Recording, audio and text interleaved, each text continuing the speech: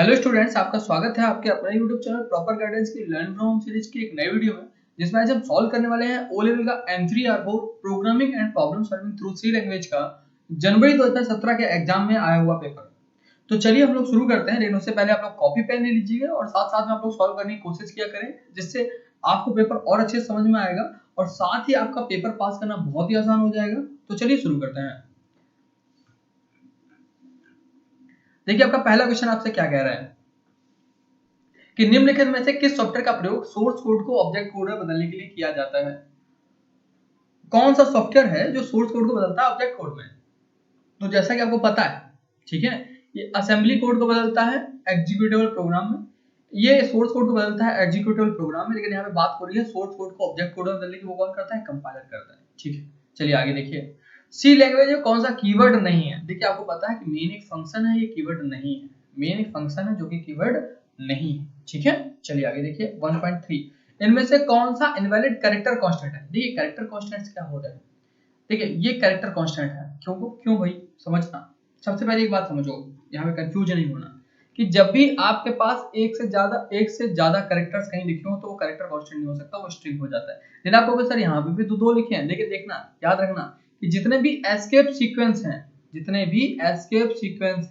Note कर लेना, जितने भी एस्केप सीक्वेंस है सब कैरेक्टर कांस्टेंट्स होते हैं। जितने भी एस्केप सीक्वेंस, ये नल, ये सब क्या है? कैरेक्टर कांस्टेंट्स है। ठीक है, इन पे वो रूल फॉलो नहीं होता। लेकिन इसके अलावा अगर आपको कहीं भी दो कैरेक्टर दिखते हैं तो कैरेक्टर कांस्टेंट नहीं हो सकता। ये इसको छोड़ के, इसको हम गिनती नहीं करते। ठीक है, इसको हम गिनती नहीं करते। ये बताता है कि ये क्या है, ये एक एस्केप सीक्वेंस है। ठीक है, तो यहाँ पे देखिए इसका सही आंसर है सी नंबर। क्या है? C number. चलिए आगे देखिए, आगे पढ़िए। 12 का बाइनरी क्या होगा? 12 का बाइनरी क्या है? ये देखिए, 1 2 4 8 8 4 12। ए नंबर बिल्कुल सही है आपका। ठीक है, आगे देखिए, सॉल्व कर लीजिएगा। एक एक्सप्रेशन दिया है आपको पता है, याद रखना क्या, कि जब आपने पढ़ा है कि जो हमारे लॉजिकल ऑपरेटर्स होते हैं, इनके पहले वाली वैल्यूज पहले चेक होती है। पहले वाली वैल्यूज मतलब रिलेशनल ऑपरेटर, मतलब सीधी सी बात है कि रिलेशनल ऑपरेटर लॉजिकल ऑपरेटर से पहले चलते हैं। तो रिलेशनल ऑपरेटर दो दिए हुए हैं, पहले ये और फिर ये।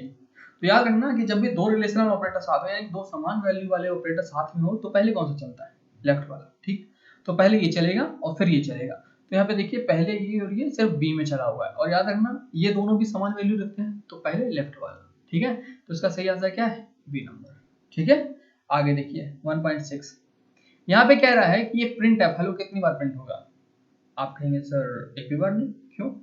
क्योंकि सर यहाँ पे देखो x बराबर 0, x बराबर 0 है ही नहीं। आप यहाँ गलती कर गए, x बराबर 0 नहीं है, x असाइनमेंट का वैल्यू 0 है। तो मैंने क्या बताया था, रिलेशनल के अलावा अगर आप कोई भी ऑपरेटर चलाते हो तो उसका वैल्यू हमेशा ट्रू आता है। ठीक है, तो यानी कि x में 0 हमेशा चला जाएगा, है ना, क्योंकि असाइन कर रहे हैं ना। और जब ये हमेशा चला जाएगा तो हमेशा ट्रू रिटर्न करेगा, और हमेशा ट्रू रिटर्न करेगा तो हमेशा ये प्रिंट होता रहेगा, और हमेशा प्रिंट होता रहेगा। तो ये कैसा हो जाएगा? इनफाइनाइट नहीं हो जाएगा। 1.6 का सी, ये इक्वल टू ऑपरेटर नहीं है, ये असाइनमेंट ऑपरेटर है। ठीक है, मैंने क्या बताया, रिलेशन के अलावा कोई भी ऑपरेटर है, वैल्यू क्या 1 यानी कि ट्रू। चलिए आगे देखिए 1.7। इस प्रोग्राम का आउटपुट क्या होगा? तो इस प्रोग्राम का आउटपुट देखो, देखिए इसका आउटपुट, अगर ये प्रोग्राम चले ना तो इसका आउटपुट ये आना चाहिए था, BRE और NAK, सॉरी BRE और AK, ये आना चाहिए था ना। क्यों? यहाँ पे एस्केप सीक्वेंस लगा है, तो देखिए ये आउटपुट दिया ही नहीं गई। और दूसरा यहाँ पे एक मिस्टेक और है कि यहाँ पे ये डब्बा बंद नहीं है। ठीक, तो ये भी नहीं दिया है, ऊपर से ये भी गलती है, तो इसमें से इसका कोई भी आउटपुट ही नहीं आएगा, कोई नहीं, इनमें से आंसर ही नहीं दिया। ठीक है, ये होता नहीं, ये प्रिंट नहीं होता, ब्रेक इकट्ठा हो नहीं सकता क्योंकि एस्केप सीक्वेंस लगा, ये हो नहीं सकता, दोनों तो सेम दिए हुए हैं। ठीक है, चलिए आगे देखिए, इसका आंसर है कोई नहीं, कोई भी आंसर सही नहीं है। निम्न में से कौन सा दोहराया जाने वाला कथन नहीं है? लेकिन इससे पूछा है कि नीचे जो ऑप्शन दिए हुए हैं, कौन सा लूप नहीं है? तो आपको पता है व्हाइल लूप है, डू व्हाइल लूप है, फॉर लूप है, स्विच लूप नहीं है। तो इसका सही आंसर क्या है? A number. ठीक है, आगे देखिए 1.9। उस स्टोरेज क्लास की पहचान करें जिसके साथ एड्रेस ऑपरेटर। मैंने स्टोरेज क्लास का वीडियो में आपको बताया था, आपने स्टोरेज क्लास का वीडियो नहीं देखा है तो अभी जाके उसे देखें। ठीक है, आपको समझ में आ जाएगा। मैंने आपको स्टोरेज क्लास के वीडियो में बताया है कि भाई कौन सा स्टोरेज क्लास है जिसके साथ एड्रेस ऑफ ऑपरेटर नहीं लगता, वो है रजिस्टर। कौन सा है? रजिस्टर, ए नंबर। ठीक है, स्टोरेज क्लास वाला वीडियो देखें, उसका लिंक मैं डिस्क्रिप्शन में दे दूंगा, और साथ आप उसे चैनल में सी प्रोग्रामिंग ट्यूटोरियल के प्लेलिस्ट में जाके भी देख सकते हैं। ठीक है, आगे देखिए, इनवैलिड डिक्लेरेशन की पहचान करनी है। उनमें से कौन सा डिक्लेरेशन सही नहीं है? क्या ये सही है? हाँ सही है। एरे है, ये पॉइंटर का पॉइंटर है, ये पॉइंटर का एरे है, लेकिन आप कभी भी किसी भी वेरिएबल का एड्रेस डिक्लेयर नहीं कर सकते। एड्रेस तो अपने आप मिलता है, एड्रेस डिक्लेयर नहीं कर सकते, आप एड्रेस नहीं बना सकते। ठीक है, तो इसका सही आंसर क्या है? ये गलत है, सही आंसर है ए। क्या है? सही आंसर है ए। आगे देखिए ट्रू फॉल्स वाला सेक्शन। ये क्या कह रहा है? लॉजिकल ऑपरेटर के दोनों ओर एक्सप्रेशन का हमेशा मूल्यांकन किया जाता है। नहीं, मैंने क्या बताया? मैंने आपको कई बार बताया कि अगर किसी भी लॉजिकल ऑपरेटर की पहली वैल्यू डिसाइड यानी कि लेफ्ट हैंड वाली वैल्यू डिसाइड कर देती है कि इसका रिजल्ट क्या आने वाला है, तो राइट साइड की वैल्यू कैलकुलेट नहीं होती है। ठीक है, यानी कि सपोज करो कि अगर आपका लॉजिकल एंड ऑपरेटर में लेफ्ट वैल्यू 0 हो गई, तो आपको पता है कि अगर एक साइड 0 तो इसका आउटपुट 0 ही आने वाला है, तो इसका ये वाला वैल्यू चेक ही नहीं होगा, सिर्फ इसका आउटपुट क्या आ जाएगा? 0 आ जाएगा। लॉजिकल एंड में क्या होता है? लॉजिकल एंड में अगर पहली वैल्यू 1 हो गई, सॉरी लॉजिकल और में पहली वैल्यू 1 हो गई, तो आपको पता है कि 1 आने इसका आउटपुट 1 ही हो जाएगा, तो दूसरी वैल्यू फिर चेक नहीं होगी। तो इसका सही ये क्या है? ये फॉल्स है, दोनों एक्सप्रेशन चेक नहीं होते। आगे देखिए एग्जिट फंक्शन stdio.h होता है। नहीं, ये stdlib.h होता है, मैंने कई बार बताया। ये भी गलत है। आगे देखिए आपको यहाँ पे एक लूप दिया हुआ है, कह रहा है कंपाइलेशन एरर हो जाएगा। भाई क्यों एरर हो जाएगा? यहाँ पे देखिए एक सिंटैक्स ये, एक आपका एक्सप्रेशन ये है, एक एक्सप्रेशन ये है, एक एक्सप्रेशन ये है। यहाँ पे बंद है, मतलब लूप किसी भी नहीं चल रहा, खुद ही चल रहा है। आई की वैल्यू बढ़ाएगा, आई की वैल्यू कितना करेगा? 2 करेगा। ठीक है, आई की वैल्यू कितना करेगा? 2 करेगा। लेकिन कंपाइलेशन एरर नहीं है, यहाँ पे कोई एरर नहीं कंपाइलेशन का। ठीक है, क्योंकि अगर आई बनाया हुआ है तो ये कंपाइलेशन एरर नहीं है। किसी भी एरे को आरंभ करते समय एरे के परिमाण का वर्णन करने की आवश्यकता नहीं होती। नहीं, याद रखो, एरे को अगर आप वहीं इनिशियलाइज कर रहे हो, मान लो आपने एक एरे बनाया हुआ है, एरे ए, ठीक है, आपने एक एरे बनाया है, ठीक है, अगर आप इसको वैल्यू यहीं पे दे देते हो तब तो कोई जरूरत नहीं है। ठीक है, लेकिन अगर आप एरे को बाद में दोगे तो इसका साइज देना जरूरी है, नहीं तो एरर आ जाएगी। ठीक है, तो ये भी आपका गलत है। आगे देखिए फंक्शन कॉलिंग के समय वास्तविक मानदंड प्रयोग किए जाते हैं। देखिए पैरामीटर समझना, जब आप फंक्शन डिक्लेयर करते हो, जब आप फंक्शन मान दो मैंने वो एक फंक्शन बना रहा हूँ जो इंट टाइप का कुछ रिटर्न करेगा, इंट टाइप की वैल्यू रिटर्न करेगा, इंट ए। ठीक है, और फिर मैं इसके आर्गुमेंट बता देता हूँ कि इसे एक इंटीजर टाइप का वेरिएबल चाहिए। ठीक है, इसे एक इंटीजर टाइप का वेरिएबल चाहिए, तो ये क्या, इसे पैरामीटर कहते हैं। मैंने आपको पिछले वीडियो में बताया था, इसे आर्गुमेंट या पैरामीटर कहते हैं, जो भी आप ब्रैकेट में लिखते हो। इसे एक क्या चाहिए? इंट टाइप का वेरिएबल चाहिए, इंट ए। ठीक है, मान लिया मैंने। ठीक है, तो अभी क्या है, मैं बता रहा हूँ ना इंट ए टाइप का, यानी कि यहाँ पे मैंने बताया कि ऐसा चाहिए, तो इसको बोलते हैं फॉर्मल पैरामीटर। जब आप डिक्लेयर करते समय बताते हो ना कि मुझे कैसा चाहिए, तो इसे बोलते हैं फॉर्मल। लेकिन जब आप इसे कॉल करोगे, मान लो मेन ने इसे कॉल किया, मान लो मेन ने इसे कॉल किया और दिया ए, और ए मान लो इसने 5 दे दिया, क्या दे दिया? 5 दे दिया। ठीक है, सपोज कर लो इसने 5 दे दिया। तो जब इसे कॉलिंग करते समय कोई वैल्यू दी जाती है, जब डिक्लेयर करते समय फंक्शन को कोई वैल्यू दोगे तो फॉर्मल पैरामीटर, और जब कॉलिंग करते समय से वैल्यू दोगे तो एक्चुअल पैरामीटर। क्या? एक्चुअल पैरामीटर, यानी कि वास्तविक मानदंड। 2.5 का क्या है? बिल्कुल ट्रू है। यहाँ पे किसी भी वेरिएबल को ग्लोबल बनाने के लिए स्टैटिक स्टोरेज क्लास का उपयोग किया जाता है। नहीं, ग्लोबल बनाने के लिए आपको बताया है कौन सा स्टोरेज क्लास? एक्सटर्नल। कौन सा? एक्सटर्नल। ये भी कैसा है? गलत। याद रखो, जब भी ग्लोबल शब्द आ जाए आंख बंद करके एक्सटर्नल लगाओ। ठीक है, आगे देखिए एरे को कॉल बाय वैल्यू विधि द्वारा फंक्शन पर ले जाया जाता है। नहीं, मैं आपको पिछली बता चुका हूं, अगर एरे को अगर आपको लेके जाना है तो एरे के बेस एड्रेस जब भी एड्रेस की बात आएगी तो कॉल बाय रेफरेंस होता है। ये भी आपका गलत है। आगे देखिए प्रोग्राम एग्जीक्यूशन से पहले मेमोरी आवंटित करने के लिए प्रोग्रामिंग पॉइंटरों का प्रयोग किया जाता है।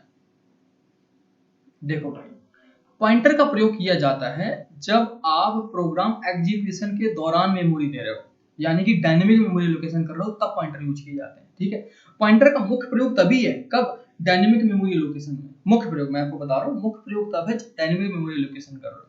ठीक है, वैसे ही क्वेश्चन कंफ्यूजन वाला है, आप उसे प्रोग्राम एग्जीक्यूशन से पहले भी मेमोरी देने के लिए यूज कर सकते हो, बाद में भी कर सकते हो, लेकिन इसका मुख्य जो काम होता है वो होता है डायनेमिक मेमोरी लोकेशन में। ठीक है, डायनेमिक मेमोरी लोकेशन का वीडियो आपके चैनल पे बहुत जल्दी आने वाला है, तो आपको ये समझ में आ जाएगा। तो ये भी आपका है गलत।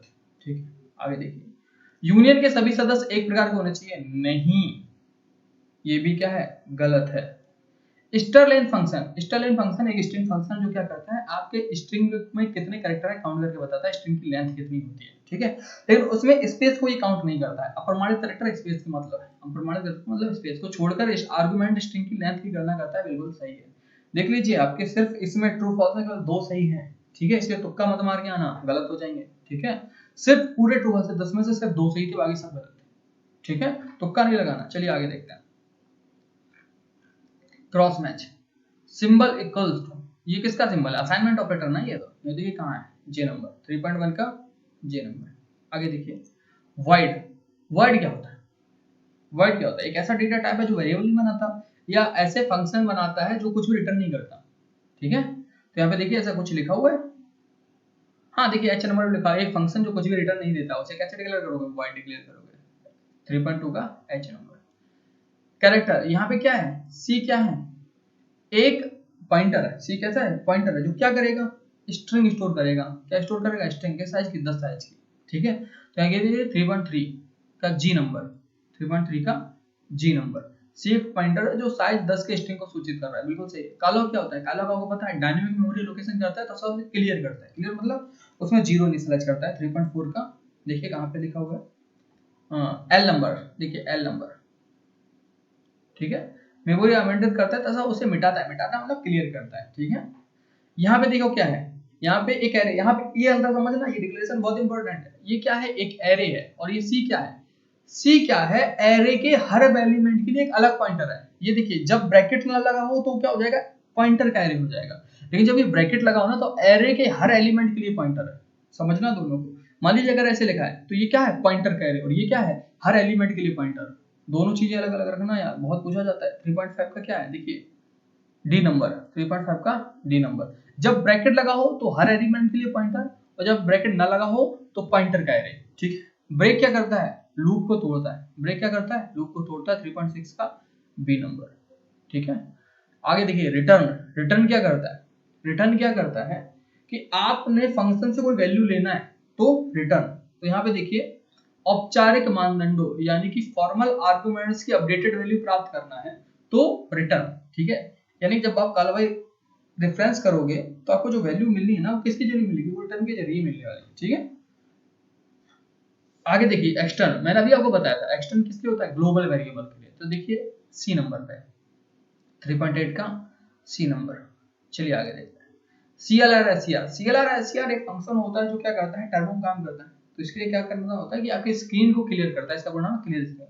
और ये होता है conio.h में। किसमें होता है? conio.h। 3.9 का ई नंबर। चलिए आगे देखते हैं। Call by reference. Call by reference क्या होता है? कॉल बाय रेफरेंस क्या होता है? कॉल बाय रेफरेंस फंक्शन के साथ यूज किया जाता है। तो कुछ दिख नहीं रहा मुझे, देखो 3.10 का है A number. Call by reference function के साथ यूज किया जाता है, ठीक। और तो कुछ नहीं दिख रहा मुझे। 3.10 का ये नंबर। चलिए आगे देखते हैं। Fill in the blanks. Operator एक कथन को निर्दिष्ट डेटा टाइप में परिवर्तित करता है। जब भी बदलने की बात आएगी ना, जब भी बदलने की बात आएगी तो वहां पे आता है टाइप कास्ट। क्या होता है? टाइप कास्टिंग, ठीक है। टाइप कास्टिंग क्या करता है? किसी एक वैल्यू को दूसरे डाटा टाइप की वैल्यू में बदलता है, ठीक है। सशर्त कंडीशनल ऑपरेटर एक ऐसा ऑपरेटर है, टर्नरी ऑपरेटर है। देखिए जी नंबर। आगे देखिए प्रोग्राम डिजाइन के लिए टूल। प्रोग्राम डिजाइन के लिए 3 टूल यूज होते हैं, एक एल्गोरिथम, फ्लोचार्ट और स्यूडो कोड। तो यहाँ पे देखिए क्या लिखा हुआ है, स्यूडो कोड लिखा हुआ है एम नंबर पे, ठीक है। चलिए आगे बढ़ेंगे। स्टेटमेंट, कौन से स्टेटमेंट का प्रयोग अनकंडीशनल ब्रांचिंग के लिए किया जाता है? Go to. कौन सा? Go to. अनकंडीशनल जब भी शब्द आ जाए तो हमेशा गो टू लगाना। यही होता है सबसे बेकार फंक्शन जिससे सब लोग बजे बोलते हैं। इसका सही आंसर क्या है? के नंबर। आगे देखिए इनपुट फंक्शन जो कैरेक्टर रीड करता है लेकिन इनपुट प्रदर्शित नहीं कराता। एक ऐसा इनपुट फंक्शन है जो कुछ भी इनपुट तो ले लेता है लेकिन आउटपुट नहीं ले सकता है। वो होता है गेट ch। गेट ch क्या करता है? सिर्फ स्क्रीन को रोके रखने के लिए होता है, वो आपको आउटपुट कभी देगा। गेट ch, ठीक है। आप देखते हो जब आपका प्रोग्राम डायरेक्टली बंद हो जाता है तो गेट ch लगाते हो। ये किसमें होता है? conio.h में होता है। ये भी एक उत्पन्न है, एक डेरिव डेटा टाइप है। डेरिव डेटा टाइप कौन सा होता है? एरे और पॉइंटर। तो यहाँ पे देखिए जे नंबर लिखा हुआ है एरे, ठीक है। hdget फंक्शन होता है, ये किस हेडर फाइल में होता है? ये होता है ctap.h में। मैं आपको पहले करा चुका हूं।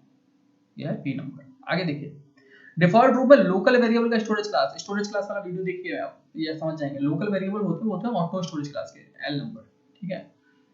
14 मॉडुलस 4 का आउटपुट क्या होगा? 14 मॉडुलस 4 का आउटपुट क्या होगा? जब आप 14 में 4 से भाग करेंगे तो शेषफल आएगा 2। 4 या 12, शेषफल आएगा 2। तो यही होता है, रिमाइंडर निकालता है। ये 4.9 का आंसर है डी नंबर। चलिए आगे देखिए लॉन्ग इंटीजर डेटा टाइप का आकार क्या होता है? लॉन्ग इंटीजर डेटा टाइप का आकार होता है 4 बाइट। कितना होता है? 4 बाइट। देखिए एफ नंबर पे लिखा हुआ है, ओके। तो चलिए आपका पेपर सॉल्व हो चुका है। इसका थ्योरी सेक्शन आप लोग सॉल्व कीजिएगा, नहीं आ रहा था मुझे बताएं, मैं जल्दी इसको सेकंड पार्ट भी सॉल्व करने वाला हूँ आपके यूट्यूब चैनल पे। आपके इसी चैनल पे आपको जल्दी वीडियो मिलेगी इसकी, ठीक है। उसकी प्रिपरेशन चल रही है। आई होप आपको वीडियो पसंद आया होगा, तो वीडियो जरूर लाइक करें। अगर आपने अभी तक चैनल को सब्सक्राइब नहीं किया है तो सब्सक्राइब करें और साथ ही बेल आइकन को ऑन कर लें। आज के लिए इतना ही। Thanks, keep watching. है।